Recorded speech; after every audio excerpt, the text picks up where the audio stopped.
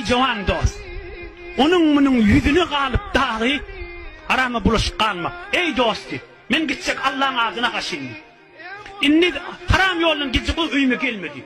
Yüz gören cennet görmez. Mert bol. Kaim bol. Şikiple kimi etmeli? Kimin içinden geçmeli şu vurrinle? Ey Türkmen! Türkmenin dağı ne kadar ata babası evliyamıştık. Ne kadar ecelerimizden teberrüattan geçti. Allah diye buluya diyenmiştik. Haram barmarın ne yemiştik. Doğru da buluya barmarın ne yemiştik. Ne kadar bizim ata babalarımızdan teberrüattan geçti.